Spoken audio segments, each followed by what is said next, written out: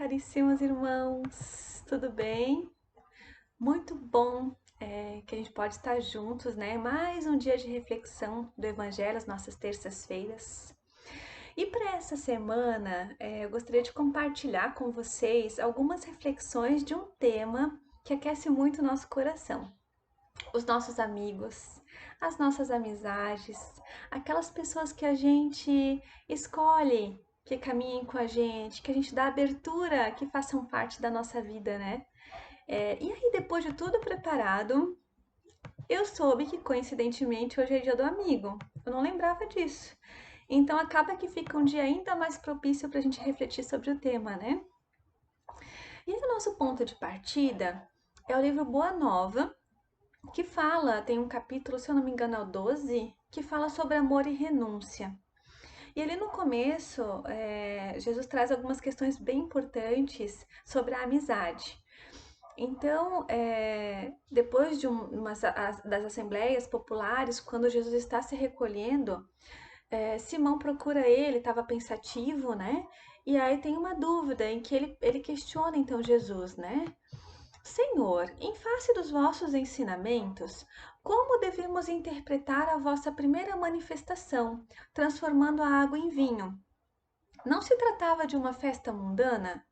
O vinho não iria cooperar para o desenvolvimento da embriaguez e da gula? E aí Jesus, claro, compreende o alcance dessa interpelação, né, de Simão, sorri e diz, né, Simão, conheces a alegria de servir a um amigo? E essa foi uma pergunta que ficou muito presente para mim nos últimos dias. Será que a gente conhece, de coração mesmo, a alegria de servir a um amigo? O que exatamente isso quer dizer, né? Qual que é a melhor forma de servir a um amigo? Claro que essas respostas são individuais, de acordo com, né, a nossa experiência de vida, de acordo com as nossas vivências, a gente acaba por dar valor diferentes, né, para a questão da amizade. Mas cada vez que eu reflito sobre isso, para mim vem muito forte a questão da presença, né?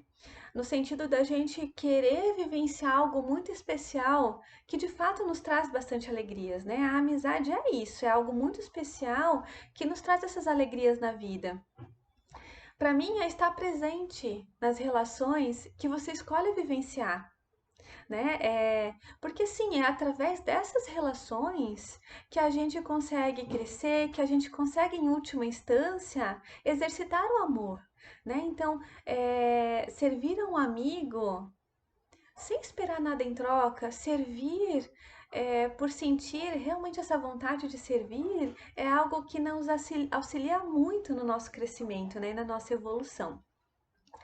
Jesus continua, então, dizendo que o vinho, ali nessa situação, foi bem. A intenção era bem o da alegria, com que Jesus deseja selar a existência do reino de Deus nos nossos corações. Então, era uma tentativa.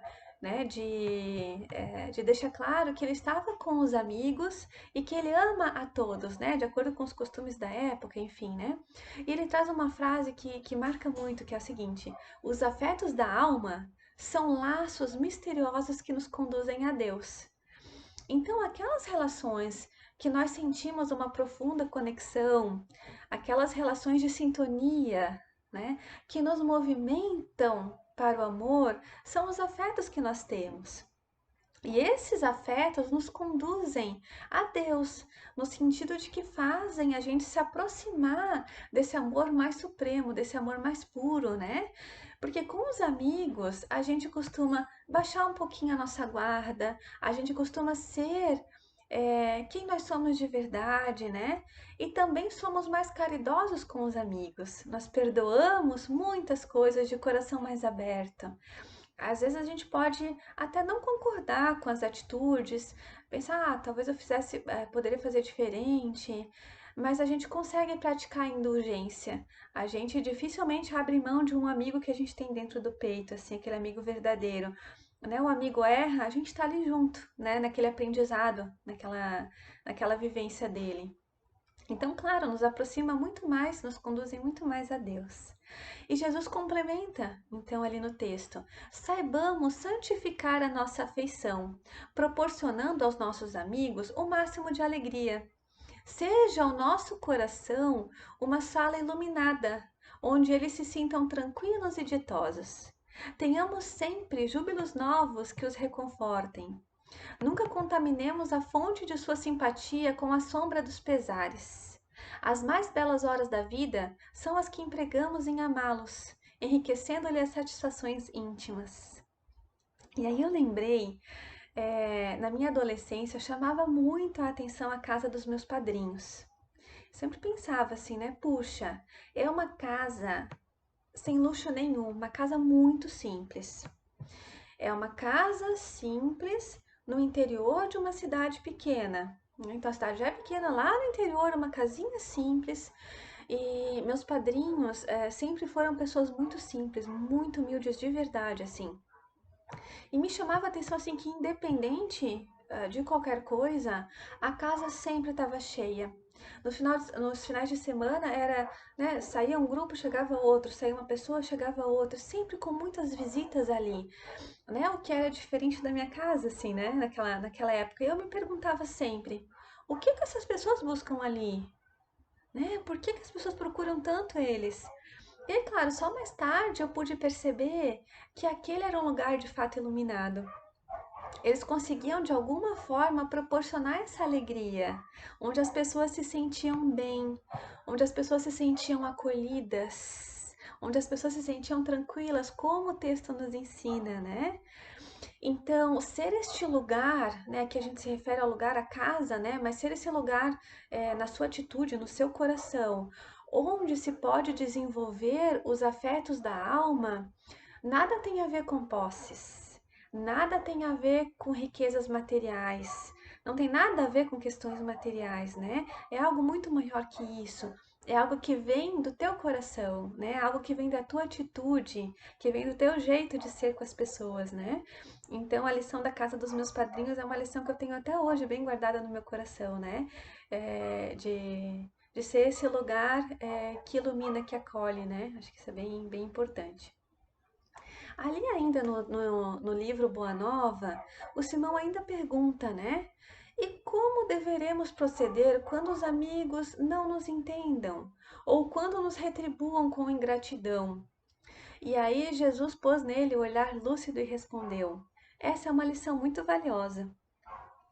Pedro, o amor verdadeiro e sincero nunca espera recompensas. A renúncia é o seu ponto de apoio, como o ato de dar é a essência da sua vida. A capacidade, olha que bonito isso, a capacidade de sentir grandes afeições já é em si mesmo um tesouro. A compreensão de um amigo deve ser para nós a maior recompensa. Todavia, né, contudo, quando a luz do entendimento tardar no espírito daqueles a quem amamos, né, quando a luz da compreensão demorar a chegar nos nossos amigos, a gente deve lembrar sempre que temos a sagrada compreensão de Deus, que nos conhece os propósitos mais puros. Então, que a gente consiga estar com os nossos amigos genuinamente interessados neles, interessados em servir a eles, interessados nesse irmão que de alguma forma caminha ao nosso lado e que a gente escolheu para caminhar ao nosso lado, porque isso é uma escolha, né? Sem esperar retribuições, sem esperar nada em troca, respeitando aquilo que cada um é, respeitando o tempo de cada um, né? Eu estava esses dias olhando as minhas filhas fazendo amizades, né? São crianças pequenas, né? E aí funciona mais ou menos assim: elas chegam e se apresentam. Ah, eu sou a Bia. E você quem é? Aí a outra criança responde: Ah, eu sou a Ana, por exemplo. E ela pergunta: Você quer ser minha amiga? E a criança diz assim: Ah, então vamos brincar. E ali elas passam juntas brincando o tempo que for, né? O tempo que for possível. E aí combinam, né? Amanhã, nesse mesmo horário, vamos estar aqui, vamos. Enfim, né? Claro que assim, guardadas as proporções, né, da idade, da ingenuidade, das características, né? Guardadas as proporções da infância, é muito rico no sentido da gente pensar que ali há uma vontade de conhecer o outro, há uma vontade genuína de vivenciar coisas juntos. É uma espontaneidade de viver a vida, de vida, que às vezes a gente acaba perdendo um pouco na nossa vida adulta, né? Que a gente consiga resgatar um pouquinho disso na gente, né? Essa espontaneidade, essa vontade de estar ali com o outro, né? De conhecer o outro. Tem um texto, desculpem, muito bonito, do Neio Lúcio, que é psicografado pelo Chico Xavier, está no livro Alvorada Cristã, e o título é Amizade Real. Então, nesse livro conta que então um grande senhor, ele soube amontoar sabedoria, riqueza, auxiliava os pobres, né? Ajudava a todos, e ele chamou então o filho dele a essa cooperação, para que esse rapaz pudesse aprender isso também, né? E aí, para começar, ele pediu que ele visitasse um companheiro, um amigo de muitos anos, e que lhe desse 300 cruzeiros mensais. E aí o jovem fez o que o pai falou, né? Viajou por quilômetros, encontrou a casa indicada, mas na expectativa dele, ele esperava encontrar um lugar muito necessitado, né? Diz o texto, um pardieiro em ruínas. Mas não, o domicílio, a casa, apesar de ser modesta, tinha muito conforto, muito encanto, né? Tinha flores perfumando o ambiente, né? Linho nos móveis, enfim, né? Móveis com beleza, super beleza e decência, né? E aí então o filho o amigo, né, do pai cumprimentou ele com muita alegria, né? Uma alegria muito efusiva. Chamou ele para tomar um café, né? Tratou ele, apresentou as outras pessoas que estavam ali na casa e que eram pessoas assim que estavam tranquilas, que estavam felizes, que estavam saudáveis, que estavam bem, né, que estavam contentes. E aí percebendo toda essa fartura daquele lugar, então o filho não entregou o dinheiro e voltou para casa, né? E chegando em casa ele falou com o pai, né? Ah, por que isso, né? E aí contou para ele todo o cenário que ele encontrou nessa visita. E disse então que ele tinha voltado com o dinheiro, né? E aí o ancião, o velhinho, diz a ele assim: Fizestes bem retornando até aqui. Eu ignorava que o nosso amigo estivesse sob mais amplos compromissos, né? Então agora você volta à residência dele e ao invés de 300 cruzeiros, você entrega 600 cruzeiros para ele, mensalmente em meu nome, de agora por diante, porque essa situação dele reclama recursos duplicados. E o filho não entendeu mais nada, né? Mas lá possui tanto conforto quanto a gente, né? O que que tá acontecendo, né? E aí o velhinho, né? Aquela censura conselheira, né? Que nos dão. E aí ele explica, né? Pro filho onde que ele quer chegar de fato, né? Aí ele coloca que quem socorre o amigo apenas nos dias de extremo infortúnio, nas dificuldades, né, pode exercer a piedade que humilha, ao invés do amor que santifica. Olha que bonito isso, né? Quem espera o dia do sofrimento para prestar o favor, muitas vezes não encontrará senão o silêncio e a morte, perdendo a melhor oportunidade de ser útil. Então não devemos exigir que o irmão da nossa jornada se converta em mendigo, né? Que a gente possa parecer superior a ele nas circunstâncias, né? Porque isso é crueldade e é dureza. Então ele diz para a gente estender as mãos e fazer, né, com que a pessoa suba até nós, né? Para que não seja um orgulho vão da nossa parte. Então, toda a gente no mundo pode consolar a miséria e partilhar as aflições, mas raros aprendem a acentuar a alegria dos entes amados, né? Multiplicando para eles sem egoísmo e sem inveja no coração. O amigo verdadeiro sabe fazer isso. Né? Não tem egoísmo, não tem inveja, né? Tenta não ter, enfim, né? E tá nesse formato que o velhinho está ensinando, né? Então ele diz: volta e atende ao meu conselho. E olha que bacana isso. para que a nossa afeição constitua sementeira de amor para a eternidade. Então ele finaliza dizendo que ele não quer improvisar necessitados ao redor dele, não é a intenção dele, né, sendo benevolente, mas sim criar companheiros para sempre. Então, claro, né? E aí, claro, o rapaz então entendeu, compreendeu toda a lição, né? Continuou e foi lá e fez o que o pai pedia, né? Mas a lição que fica pra gente é o quanto que às vezes a gente realmente espera o sofrimento do amigo para prestar um favor, né? Quais são as nossas intenções quando a gente chega só na dificuldade do amigo, né? Quando a gente consegue estar presente só na dor do outro. Então a gente acaba perdendo muitas oportunidades, maravilhosas oportunidades de fazer isso, de semear amor para a eternidade, de criar, de sustentar companheiros de jornada mesmo, né? Então achei essa lição muito rica, né, com esse texto. O Emmanuel também nos traz no Palavras de Vida Eterna, falando sobre o campo do afeto, ele traz que às vezes a gente espera dos nossos amigos que os amigos nos compreendam nas nossas intenções mais íntimas, que o amor deles por nós se mantenha invariável, se mantenha sem condições sempre, né?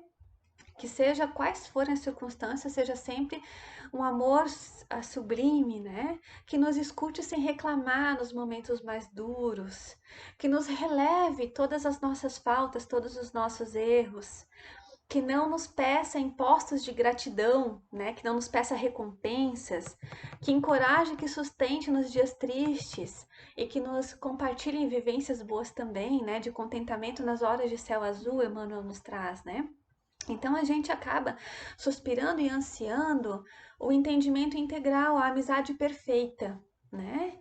Então, quando a gente roga esses afetos dos outros, é muito importante, é indispensável que a gente comece a ser para os outros esse amigo ideal, né? Então, se a gente deseja recolher amor e paciência nas manifestações do outro, que a gente consiga, que a gente saiba distribuir amor e paciência com aqueles também que partilham a marcha com a gente, né?